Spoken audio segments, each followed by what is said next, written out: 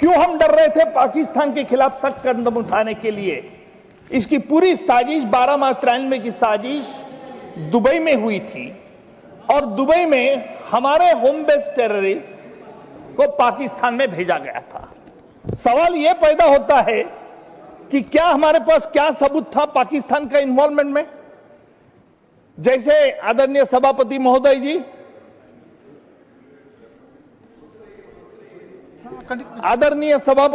जी, जिस वक्त ये हमारे home based terrorist Islamabad airport पर पहुंचे, वहां पाकिस्तान सरकार की तरफ से यह व्यवस्था की गई थी कि इमिग्रेशन फॉर्मेलिटीज को दुर्लक्ष्य किया जाए।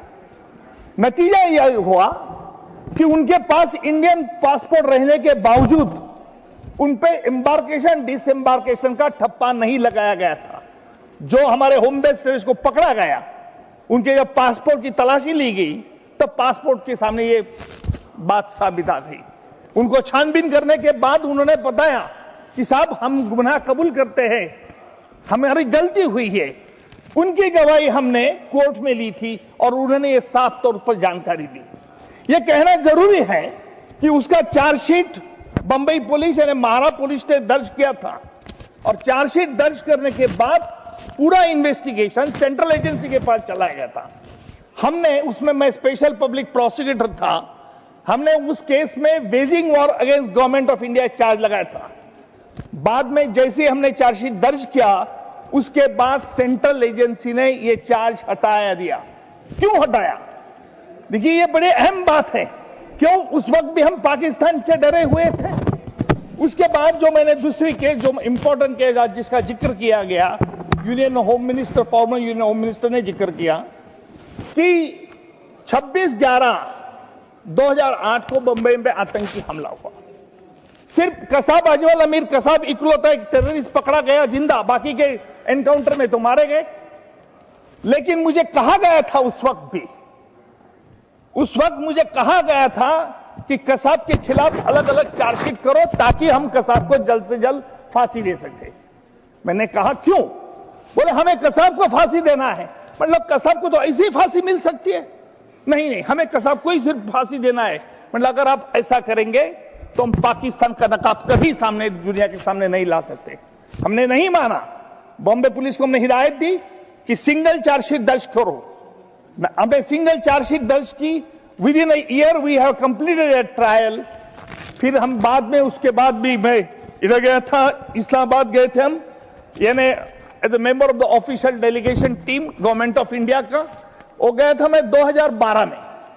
2012-13 में मैं इस्लामाबाद और मेरे साथ गवर्नमेंट ऑफ इंडिया के 3 ऑफिशियल्स थे। वहां मीटिंग हमारी हुई पाकिस्तान के अधिकारियों के साथ। पाकिस्तान को अधिकारियों को हमने बता दिया कि तुमने कॉन्स्पिरेसी, साजिश का आरोप नहीं लगाया। उनका जवाब एक ही था कि भाई आपने हमें इन्वेस्टिगेशन की परमिशन नहीं दी।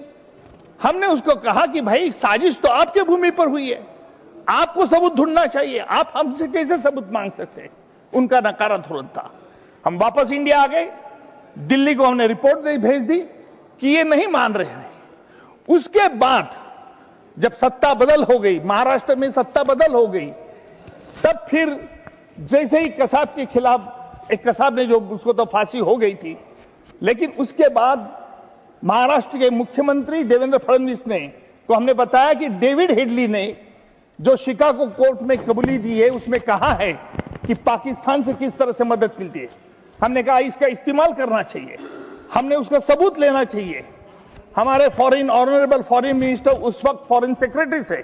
हमने डेविड हेडली की गवाही ली और पूरा वो डॉक्यूमेंट से, जहां तक डेविड हेडली ने पूरे साफ तौर पर बताया था कि लश्कर तोयबा यानी जमात उत दावा का किस तरह से साठगांठ ये आईएसआई के आर्मी ऑफिसर से, ईमेल करेस्पॉन्डेंट जो हुआ था दोनों देशों में, उनके लश्कर तोयबा और डेविड हेडली में, वो शिकागो कोर्ट में प्रोड्यूस किया था। हमने वो भी मंगवाया और बंबई कोर्ट के सामने पेश किया। नतीजा ये हुआ कि इस पूरा 26/11 के आतंकी के हमले के पीछे पाकिस्तान को रोल स्पष्ट हो चुका था और उस वक्त के फॉरेन सेक्रेटरी साहब ने उस पर ये पूरा इंफॉर्मेशन पाकिस्तान को भेजा था। मैं दुर्भाग्य से ये कहूंगा, राजनीति करने के लिए ये 26/11 के आतंकी हमले में जो हमने बताया, कभी भी आज तक पाकिस्तान में कभी भी यह सवाल नहीं किया गया कि क्यों, क्या सवाल इसलिए नहीं किया गया कि कसाब को फांसी देने की प्रक्रिया पूरी कानूनी व्यवस्था के साथ की थी और ओपन कोर्ट में की थी। हमने ये सवाल पाकिस्तान में उठाया था कि आपने जो जिन लोगों को अरेस्ट किया है उनके बारे में क्या, आपने हाफिज सईद को अरेस्ट नहीं किया, जकीउर रहमान लोग को लखवी ने अरेस्ट नहीं किया। तब उनका कहना था कि सबूत के बारे में वापस फिर वो मांग रहे थे। मैं एक बात बहुत गहराई से वहां महसूस की कि पाकिस्तान उस समय भारत को गंभीरता से नहीं लेता था। उनकी भाषा में, उनकी व्यवहार में, उनकी रवैये में एक बात साफ झलकती थी कि उन्हें यह विश्वास था कि भारत तो निर्णायक प्रतिक्रिया न देगा और न ही आतंक के खिलाफ कोई ठोस कदम उठाए, लेकिन वो भारत तब का था, अब नहीं। आज मैं ये जरूर कहूंगा कि हमारे सरकार ने ऑपरेशन सिंदूर के माध्यम से यह साफ कर दिया है कि सिर्फ हम फाइलों में नहीं लड़ते, हम फील्ड में जवाब देते हैं। अब भारत सहता नहीं है, भारत संकल्प करता है। अब भारत चुप नहीं रहता, भारत सीधा जवाब देता है। जो पाकिस्तान कभी भारत को हल्के में लेता था, आज वही पाकिस्तान अपने आतंक से डरा बैठा है भारत की प्रतिक्रिया के भय से। यह परिवर्तन केवल एक नीति का नहीं, यह परिवर्तन मैं जरूर कहूंगा नेतृत्व का है। यह परिवर्तन सरकार की निर्णायक सोच का है, नरेंद्र मोदी जी की सरकार की सोच का है। सभापति महोदय, सबसे मैं यह बात पहले स्पष्ट करना चाहता हूं कि ऑपरेशन सिंदूर जो है वो अंतर्राष्ट्रीय कानूनों और संधियों का उल्लंघन नहीं था, बल्कि यह कार्रवाई संयुक्त राष्ट्र के चार्टर अनुच्छेद 51 के तहत आत्मरक्षा के सिद्धांत पर आधारित है। और यह आत्मरक्षा का सिद्धांत यही कहता है कि जब किसी राष्ट्र की सुरक्षा पर, उसके निर्दोष नागरिकों की जान पर बार बार हमला होता है और जब हमला सीमा पार से संचालित आतंकी गुटों से द्वारा होता है, तो उस राष्ट्र को यह अधिकार है कि वह सीमित और आवश्यक बल का उपयोग करे। भारत ने यही किया। हमने न तो पाकिस्तान की संप्रदाय का अपमान किया, न ही युद्ध का बिगुल फूंका। हमने केवल आतंक के उन अड्डों को निशाना बनाया जहां बार बार हमारे देश पर हमले की साजिश रची जा रही थी।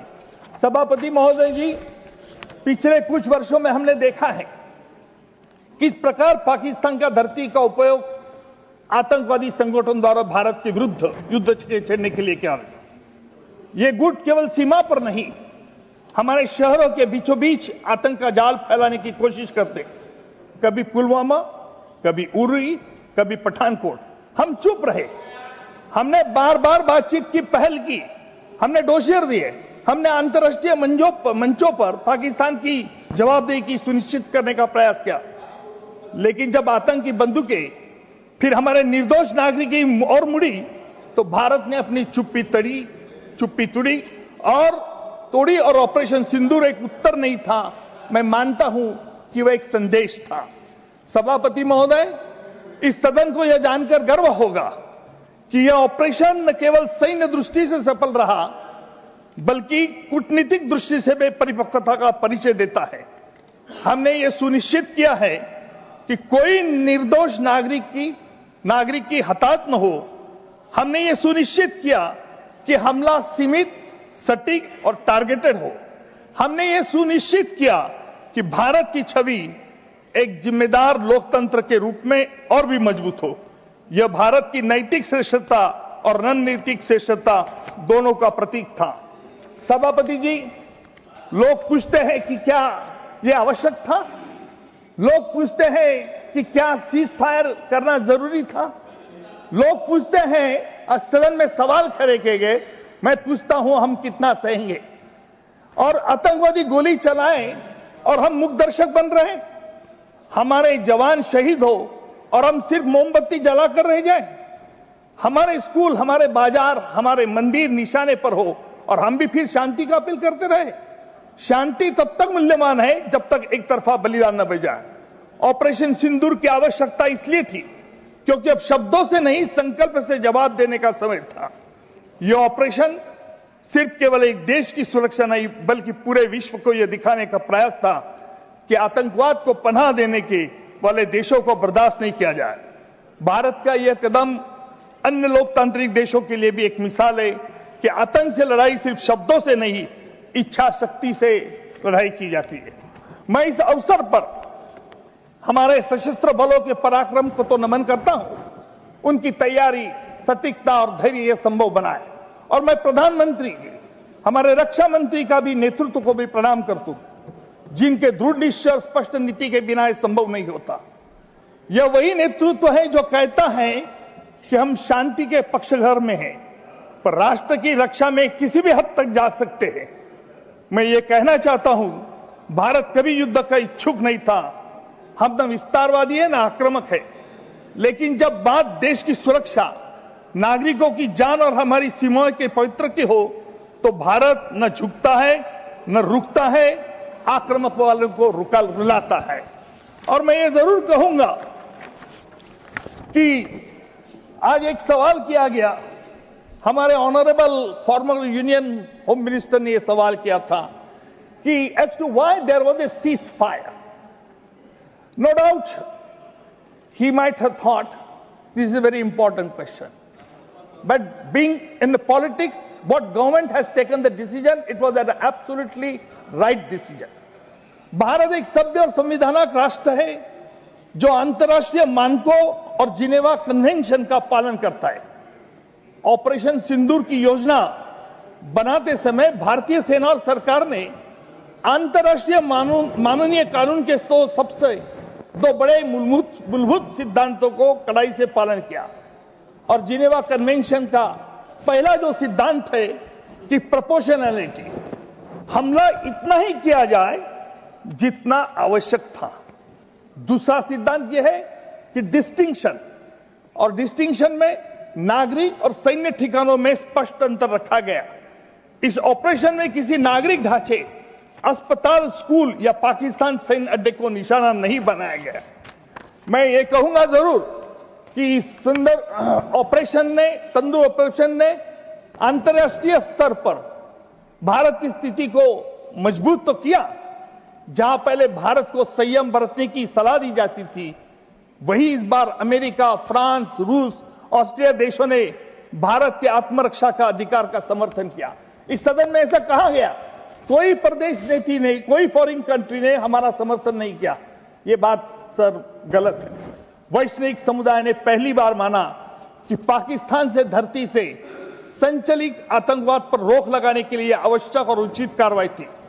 इससे स्पष्ट है कि भारत अब वैश्विक सुरक्षा विमर्श में सिर्फ एक भागीदार नहीं, बल्कि एक निर्णायक शक्ति भी बन चुका हूं। इस अभियान ने यह देखा कि भारत मजबूत है, लेकिन कुशलता और न्याय के संयोजन से भी ज्यादा असरदार है। ऑपरेशन सिंदूर ने यह साबित कर दिया, भारत न केवल कानून रूप में सशक्त निर्णय लेता है, बल्कि उसे मानवीय और नैतिक तरीके से सामने रखता है। आदरणीय महोदय, आत्मरक्षा केवल एक रणनीतिक आवश्यकता नहीं, बल्कि एक न्याय संगत धर्म भी है। भगवद गीता में श्री कृष्ण ने धर्म में कहा था, एक लास्ट 1 मिनट, कि नहीं करिष्ये जातु तिष्ठन्त कर्मकृत।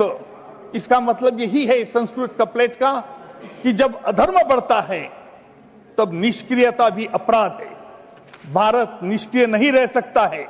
हमने धर्म और विधि दोनों का पालन करते हुए आतंक के विरुद्ध यह निर्णायक कदम उठाए, वह भी पूर्ण संयम, बुद्धिमत्ता और अंतर्राष्ट्रीय वैज्ञानिक स्तर के अंतर्गत है। आज का भारत, यह नया भारत, 21वीं सदी का आत्मविश्वास से भरा हुआ भारत है, जो आंखें में आंख डालकर बात करता है। यह नया भारत है जो आतंकवादियों को उनकी भाषा में उत्तर देना चाहता है। अंत में मैं एक ही इतना ही कहूंगा, आज मुझे जब बांग्लादेश स्वतंत्र हुआ, तब उस वक्त प्राइम मिनिस्टर, भूतपूर्व प्राइम मिनिस्टर इंदिरा जी का यही सदन में हमारे विपक्ष के नेता थे, उस वक्त के थे अटल बिहारी जी वाजपेयी। उन्होंने एक शब्द में कहा, और इंदिरा जी कहा कि आप साक्षात दुर्गा जी हैं। जिस तरह से अटल बिहारी ने अपनी मन की श्रीमंती दिखाई, ऐसी मन की श्रीमंती आज मैं देखना चाहता था, विटनेस चाहता था, लेकिन भाई मैं बहुत निराश हो गया कि विपक्ष से ट्रम्प क्या बोले, अमेरिका से क्या बोले, फायर क्यों नहीं किया, इस तरह के सवाल करके बवाल करने का जो प्रयत्न हुआ उससे मुझे बहुत दुख हो। कानून का विद्यार्थी होने के कारण मैं चाहता था कि जो हमारा डिस्कशन का टॉपिक है उस पर रिजेक्शन होगा, कोई सुझाव आएंगे कि किस तरह से आगे चल के हमने क्या करना चाहिए। फॉल्ट फाइंडिंग तो मशीन नहीं है। धन्यवाद जी, बहुत धन्यवाद।